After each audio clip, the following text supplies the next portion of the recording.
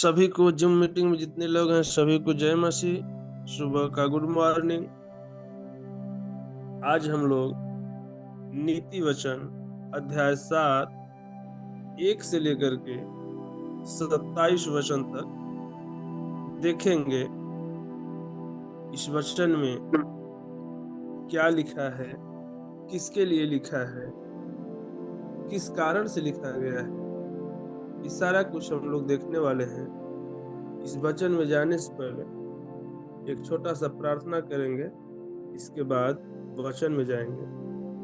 धन्यवाद करते हैं मेरे खुदावन, ये सारे संसार को सृष्टि करने वाला, अपने हाथों से अपने शब्दों से बनाने वाला सृष्टिकर्ता प्रभु, आपको धन्यवाद करते हैं प्यारे पिता परमेश्वर। सच में आप महान और अनुग्रहकारी सर्वशक्तिमान हो प्रभु। आपको धन्यवाद करते हैं प्रभु जी। आज के दिन के कितने लोग देख नहीं पाए होंगे प्रभु जी, लेकिन आपने संभाला है और इस दिन को दिखाया प्यारे पिता परमेश्वर। इसके लिए धन्यवाद करते हैं प्यारे पिता परमेश्वर प्रभु जी। इस वचन में जाने के लिए प्रभु जी, इस वचन में जो लिखा है प्रभु जी, 7 अध्याय 1 से 27 वचन प्रभु जी, इसके में आपकी सामर्थ्य के द्वारा प्रभु जी इस वचन को बीज को बो सके प्यारे पिता परमेश्वर। धन्यवाद करते हैं प्रभु जी। आप इस वचन में इस समय में प्रभु जी आप अगुवाई और मदद कीजिए प्यारे पिता परमेश्वर। धन्यवाद करते हैं प्रभु जी। इस जूम मीटिंग में जितने भाई बहन है प्रभु जी, उन सभी को आपके हाथ में सौंपते हैं प्यारे पिता परमेश्वर। धन्यवाद करते हुए उद्धारकर्ता प्रभु यीशु मसीह के नाम से मांगते हैं, आमीन। देखेंगे आज इस अध्याय को, नीति वचन 7 1 से लेकर के 27 तक। इसमें हम 2 विषय पर चर्चा करेंगे। एक नौजवान के बारे में लिखा हुआ है, व्यभिचार के विरुद्ध चेतावनी। एक पिता अपने पुत्र से बात करता है, एक बड़े भाई छोटे भाई से बात करता है कि पाप में जाने का परिणाम क्या होता है। पाप हमारे जीवन को, हमें अपने आप को खींच करके उस दलदल में फंसाता है। उसके बारे में एक पिता अपने पुत्र को सलाह देता है। और देखेंगे 6 से लेकर के 27 तक एक व्यभिचार करने वाली स्त्री के बारे में। वो पुरुष भी हो सकता है, स्त्री भी हो सकती है, ये दोनों के बारे में लिखा है। किस प्रकार से खिंचे हुए पापों में फंस जाते हैं, दलदल में गिर जाते हैं, परमेश्वर के वचन के न मानते हैं। आज इस संसार में हम देखते हैं मोबाइल, फेसबुक, इंस्टाग्राम, अनेक तमाम प्रकार की चीजों से पहला इस उम्र में, जवानी में लोग दलदल में फंसे जा रहे हैं। व्यभिचार हावी हुआ है, उसी के बारे में इस वचन को लिखा है और हम देखेंगे। पहले हम पढ़ेंगे 1 से लेकर के 5 तक, इसके बाद फिर 6 से लेकर 27 तक। इसको 2 भागों में है।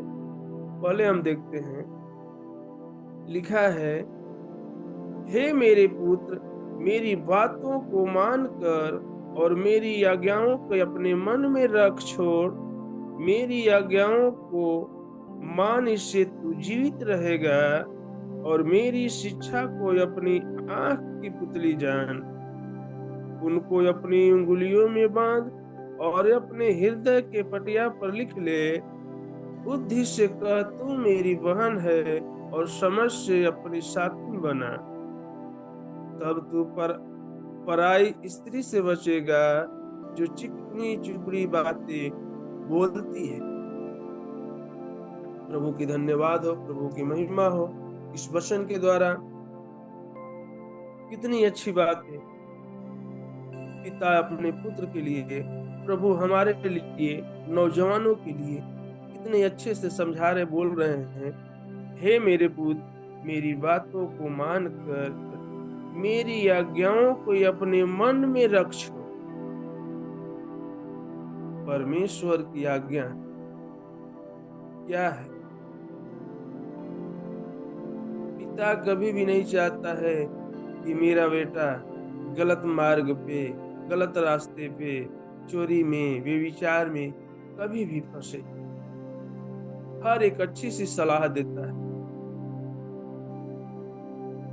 इसके में एक और देखेंगे हम, पहला वचन लिखा है नीति वचन 1:8 में भी लिखा है, हे मेरे पुत्र, अपने पिता के शिक्षा पर कान लगा और अपनी माता के शिक्षा को न कर, क्योंकि ये मान तो तेरे सिर के लिए शोभामय मुकुट और तेरे गले के लिए कंठमाला है। माता पिता हर समय अपने बच्चे के लिए, बच्चे मांगने से ज्यादा माता पिता देने के लिए तैयार रहते हैं। हर समय सोचते हैं कि हमारा बच्चा अच्छा निकले, हमारी आज्ञाओं पर चले। लेकिन जैसे बच्चा बड़ा होता है, माँ पिता की चोरी चोरी न जाने वो क्या क्या कर जाता है, कर बैठता है। यहाँ पे अपने माता पिता आज्ञाओं को मन में रखो। आज हमें भी परमेश्वर की आज्ञा, जो परमेश्वर का नियम है, उसको अपने जीवन में रखना है। सच में इस संसार में इसे माता पिता माँ 4 बच्चों को संभाल सकती है, लेकिन 4 बच्चे मिल करके एक माँ को, एक पिता को नहीं संभाल पाते हैं। लेकिन प्रभु ने बोल रहा है, मेरी आज्ञाओं को मान, अपने मन में रख छोड़। आज हमें प्रभु की वचन की जरूरत है। हम प्रभु की तरफ चले, प्रभु की आज्ञाओं को माने। अगर हम नहीं मानते हैं, पाप में, अंधकार में फंस जाते हैं। हम दूसरा देखेंगे, लिखा है, मेरी आज्ञाओं को मानकर इससे तू जीवित रहेगा और मेरी शिक्षा को अपनी आंख की पुतली जान। प्रभु आज्ञाओं को मानकर, जब हम परमेश्वर की आज्ञा को मानते हैं, तभी हम जीवित रह सकते हैं। अगर आज्ञा को तोड़ते हैं, बाइबल में बहुत सारे लोग लिखा है, बहुत सारे लोगों ने परमेश्वर की वचन के तोड़ा। इसके लिए एक वचन और हम देखते हैं, नीति वचन 4:4 में लिखा है, तो तू परमेश्वर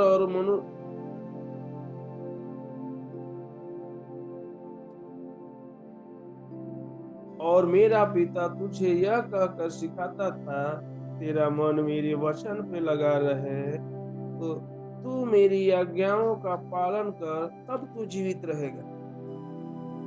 यहाँ पर लिखा है, जब तू मेरी आज्ञाओं को पालन करेगा, तभी तू जीवित रहेगा। सच में हम देखते हैं पुराने नियम में बहुत सारे लोग, आदम और हवा क्या किया था? परमेश्वर को सिर्फ आज्ञा को उल्लंघन किया था। परमेश्वर ने कहा कि तू मेरी आज्ञा के तोड़ा है, आज से तू क्या किया? मर गया। जब हम परमेश्वर की आज्ञा को तोड़ते हैं, वचन को तोड़ते हैं, हम जीवित नहीं, सांसारिक रूप से लोगों के नियम के अनुसार हम मर जाते हैं। परमेश्वर ने 10 आज्ञा दिया पुराने नियम में, नए नियम में 2 आज्ञा। हम हर समय कोशिश करें कि हम प्रभु की आज्ञा को न तोड़ें। वैसे ही यहाँ नवयुवक के लिए परमेश्वर की वचन वो 3 में लिखा है, उनको अपनी उंगली में बांधे और अपने हृदय के पटिया पर लिख ले। परमेश्वर की वचन को अपने हृदय के पटिया पर लिख ले। जो प्रभु की वचन है, जो प्रभु की आज्ञा है, हर समय हमारे जीवन, हमारे हृदय, हमारे दिल के अंदर होना चाहिए। इसके लिए एक और वचन पढ़ेंगे। नीति वचन 3:3 में लिखा है, कृपा और सच्चाई तुझसे अलग न होने पाए, वरन उनको अपने गले का हार बनाना और अपने हृदय रूप पटिया पर लिखना। सच में मेरे प्रियो, परमेश्वर की वचन जब हम बाइबल पढ़ते हैं, शीशे के तरीके दिखाता है क्या बुरा है, क्या सच्चाई है। अपने हृदय के पटिया पे परमेश्वर के वचन को अपने जीवन में हर समय लागू करने के लिए हम तत्पर रहे। हमारा परमेश्वर महान है। पिता बार बार चेतावनी दे रहा है, बार बार हमें समझा रहा है, अंधकार से बचने के लिए, पापों से बचने के लिए। लेकिन शैतान आता है जानबूझकर के, अनजाने में ऐसा बहकावा देता है, हमें ले जाकर के उस अंधकार में ढकेल देता है। और एक वचन देखेंगे 4 में लिखा है, बुद्धि से कह तू मेरी बहन है और समझ से अपनी साथी बना। 5वां में लिखा है, तब तू पराई स्त्री से बचेगा जो चिकनी चुपड़ी बातें बोलती है। आज पुरुष हो या औरत हो, जब हमें फंसाने का होता है, बहलाने का होता है, मीठी मीठी बातें बोलकर फुसला करके लोग ले जाते हैं और हमें उस दलदल में, उस परेशानियां में डाल देते हैं। इसका 5 का जब हम पढ़े तो इसका लिखा 21 में हम फिर देखते हैं। इसका 7 का 21 में लिखा है, ऐसी बातें कहकर उसने उनको अपनी प्रबल माया में फंसा लिया और अपनी चिकनी चिपड़ी बातों में उसको अपने वश में कर लिया। आज इस संसार में इंटरनेट का जमाना है। लोग न तो किसी को देखते हैं, न तो जानते हैं। फिलहाल फोन के द्वारा, बातों के द्वारा एक दूसरे को बिना जाने सुने फंस जाते हैं। जब बुरे तरीके से फंस जाते हैं, कोई उपाय नहीं निकलने का होता है, फिर प्रभु की याद आती है। आज वैसे ही हमें भी प्रभु के वचन कहती है साफ साफ कि तू किसी के मीठी मीठी बातों में, अच्छे बोलने वाले उनके बातों में कभी न फंसना। वैसे ही एक जवान के बारे में लिखा हुआ है, हम लोग देखेंगे 6 से लेकर 27 तक क्या लिखा है। पहले हम इसको पढ़ते हैं, फिर इसको एक एक करके समझाएंगे। मैंने एक दिन अपने घर के खिड़की से अर्थात अपने झरोखे से झांका, तब मैंने एक भोले लोग में से एक निर्बुद्धि जवान को देखा। एक आदमी, एक लड़का, एक नौजवान को देखा। निर्बुद्धि, निर्बुद्धि कौन होता है? जिसके अंदर परमेश्वर का भय न हो, परमेश्वर का डर न हो।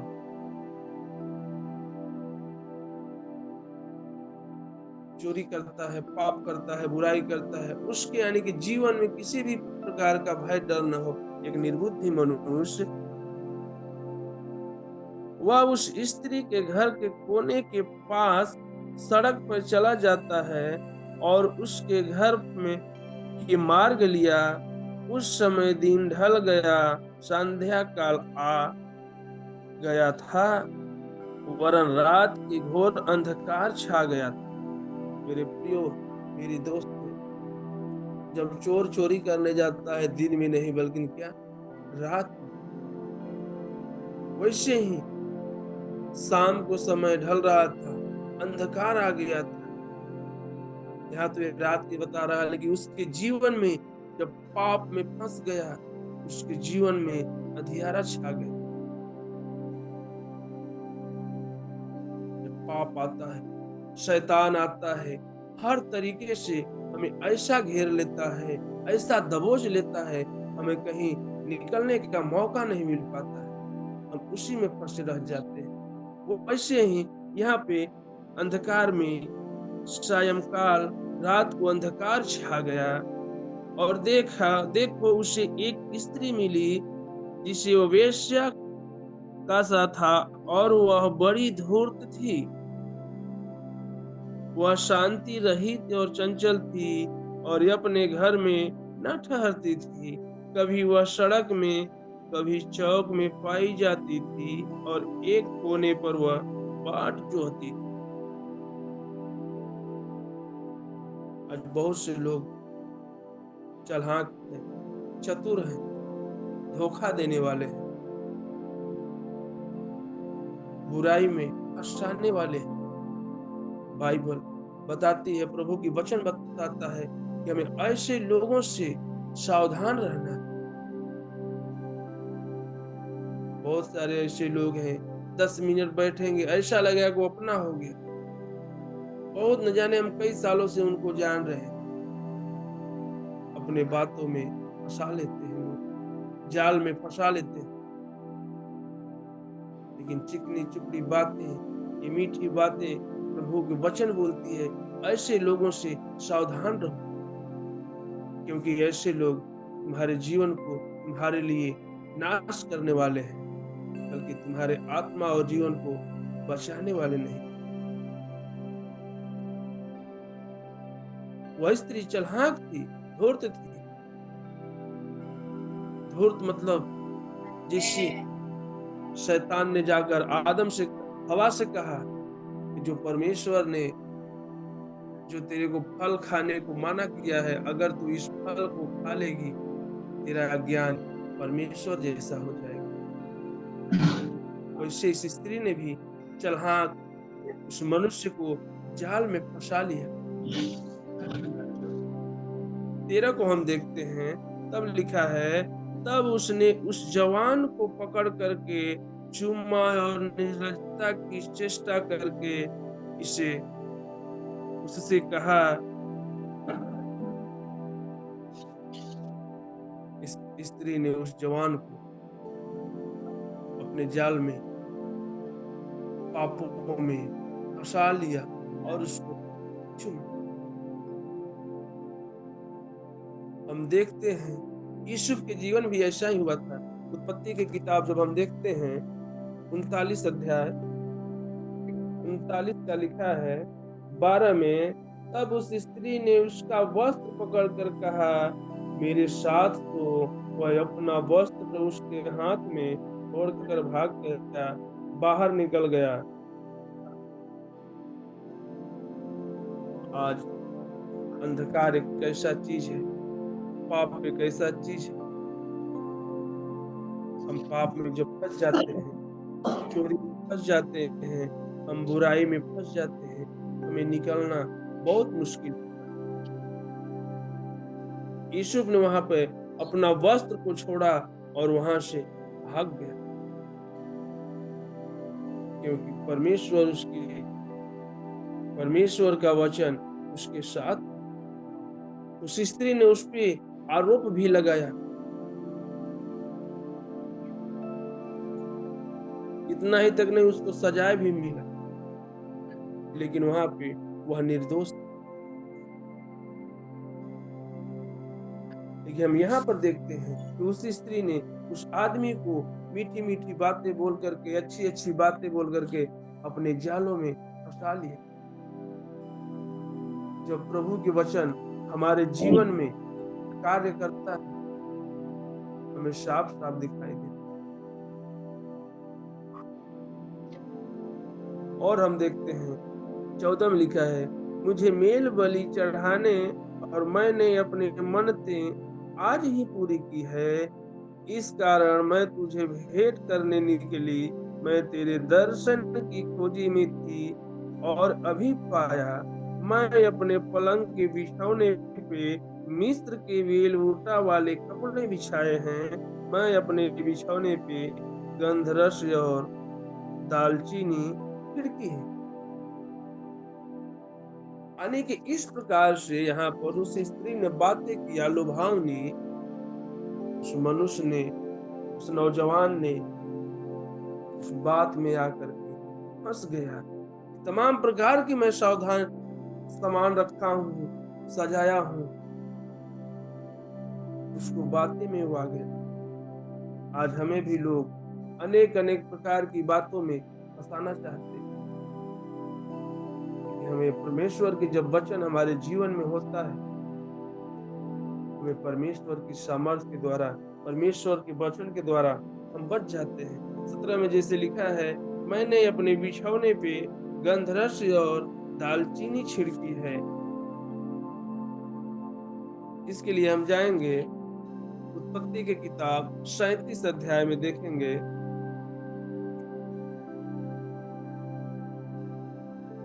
37 का 25 में लिखा है, जिस समय यूसुफ के उनके भाइयों ने गड्ढे में डाल दिया था, उस समय के लिखा है, तब वे रोटी खाने बैठ गए और आंखें उठाकर क्या देखा, इस्माइलियों का एक दल ऊंटों पर सुगंध द्रव्य,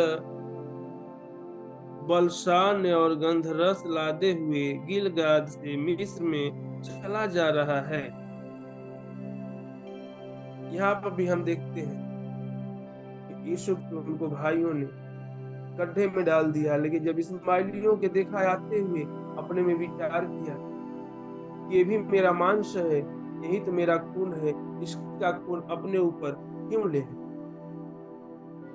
फिर उस गड्ढे से निकाल करके उनको उसके साथ बेच दिया।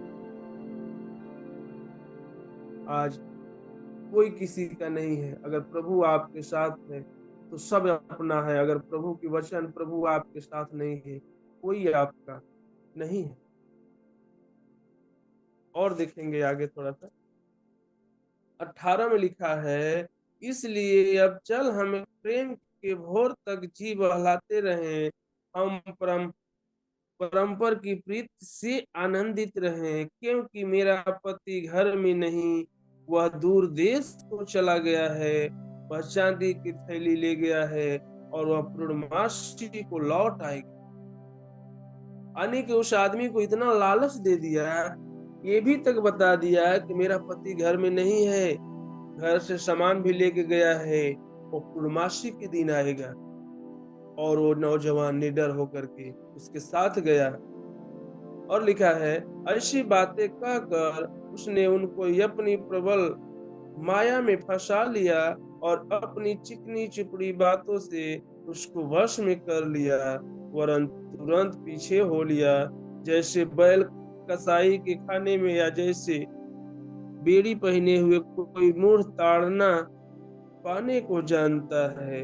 अंत में उस जवान का कलेजा तीर से बेधा जाएगा, वह उस चिड़िया के समान जो फंदे को और वेग से उड़े और न जानती हो कि उनमें मेरा प्राण जाएगा। अब हे मेरे पुत्र, मेरी सुनो और मेरी बातों पर मन लगाओ। तेरा मन ऐसा स्त्री के मार्ग में और न फिरे, और न उसके डगरों में भूल कर न जाना। परमेश्वर की वचन बताती है, ऐसे लोगों से हमें सावधान रहना है।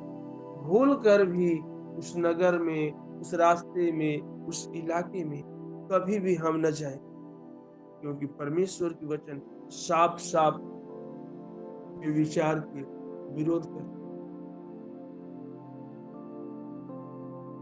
हमें बार बार समझाता है बाइबल, क्योंकि परमेश्वर ने ऐसे चीजों से नफरत करता है।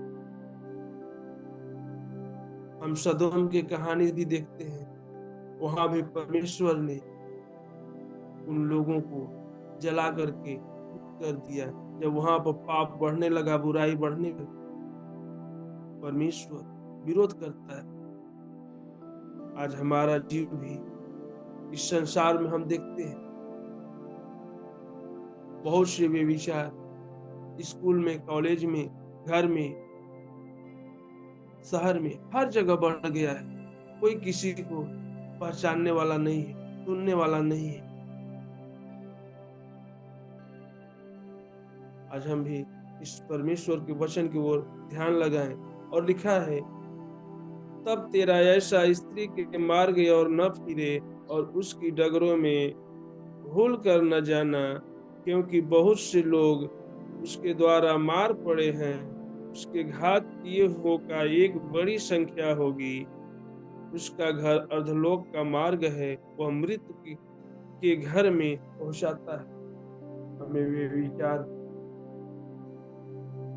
बुराई, चोरी, हत्या, पाप, इशारा मृत्यु की तरफ इशारा करता है। इसलिए हम परमेश्वर की वचन से पहला कहा, मेरी आज्ञाओं के मानो, मेरी वचन की ओर ध्यान करो। आज हमें ध्यान करने की जरूरत, परमेश्वर की आज्ञा के अनुसार चलने की जरूरत है। नहीं ना हमें किसी के बहकावे में आना है। यहीं से इस वचन समाप्त करते हैं। अगला समय भाई को देते हैं। ओके, थैंक यू भैया। आइए हम लोग प्रार्थना करेंगे। ನಮ್ಮನ್ನು ಬಹಳ ಪ್ರೀತಿಸಿ ಪರಿಶುದ್ಧ ಸ್ತೋತ್ರವಾಗಲಿ ಸ್ವಾಮಿ. ನಿಮ್ಮ ಮಹೋನ್ನತನ ಸ್ವಾಮಿ, ಪರಿಶುದ್ಧನ ಸ್ವಾಮಿ, ಸದಾ ಕಾಲವು ನಮ್ಮನ್ನು ಪ್ರೀತಿಸುವಂತ ಒಳ್ಳೆಯ ತಂದೆ ಸ್ವಾಮಿ ಸ್ತೋತ್ರ. ವಿಶೇಷವಾಗಿ ಸ್ವಾಮಿ ಈ ಒಂದು ದಿನದಲ್ಲಿ ಸಹ ಸ್ವಾಮಿ ನಮಗೆ ನಿನ್ನ ವಾಕ್ಯವನ್ನು ಸ್ವಾಮಿ ಸ್ತೋತ್ರ ಸ್ವಾಮಿ. ಈ ಒಂದು ದಿನದಲ್ಲಿ ಸ್ವಾಮಿ ನಾವೆಲ್ಲರೂ ಸಮಯ ಕೇಳಿರುವ ವಾಕ್ಯದ ಪ್ರಕಾರ ಸ್ವಾಮಿ ನಮ್ಮ ಜೀವನ ಮಾರ್ಪಡಿಸಿಕೊಂಡು ಸದಾ ಕಾಲವು ಸಮಯ ನೀನು ಒಂದು ಇಷ್ಟಪಡದ ಒಂದು ಕಾರ್ಯಗಳಲ್ಲಿ ಸ್ವಾಮಿ ನಮ್ಮನ್ನು ಒಳಪಡಿಸಿದೆ. ಸದಾ ಕಾಲವು ಸ್ವಾಮಿ ನೀನು ಬಯಸುವ ಒಂದು ಕಾರ್ಯಗಳಲ್ಲಿ ಸ್ವಾಮಿ ಸದಾಕಾಲ ನಮ್ಮನ್ನು ಒಳಪಡಿಸಿಕೊಂಡು ಸ್ವಾಮಿ ಸದಾಕಾಲವು ನಿಮಗೆ ಮಹಿಮೆ ಉಳ್ಳವರಾಗಿ ಜೀವಿಸಲಿಕ್ಕೆ ನೀನು ಸಹಾಯ ಮಾಡಿ. ಒಂದಾದ ಸಮಯ ದಿನದಲ್ಲಿ ಸ್ವಾಮಿ ಝೂಮ್ ಪ್ರೇಯರಲ್ಲಿ ಸ್ವಾಮಿ ಪ್ರತಿಯೊಬ್ಬರನ್ನು ಸಹ ನಿನ್ನ ಕರಗೊಳಿಸಿಕೊಡ್ತಾ ಇದ್ದ ಸ್ವಾಮಿ ಆಶ್ರಯಿಸಿ ಬಲಪಡಿಸಿಕೊಂಡು ತಂದಾರ್ತಿ ನಮ್ಮನ್ನು ಒದಗಿಸಿಕೊಡ್ತಾ ನಮ್ಮನ್ನು ರಕ್ಷಿಸ್ತಾ ಯೇಸು ಕ್ರಿಸ್ತನ ಹೆಸರಿನಲ್ಲಿ ಪ್ರಾರ್ಥನೆ. आमीन। हे मेरे मन यहोवा को धन्य कर, जो कुछ मुझ में है वह उसके पवित्र नाम को धन्य कर। हे मेरे मन यहोवा को धन्य कर और उसके किसी उपकार को ना भूल। ओके, सभी को जय मसीह। फिर से हम लोग सोमवार को प्रार्थना में जुड़ेंगे।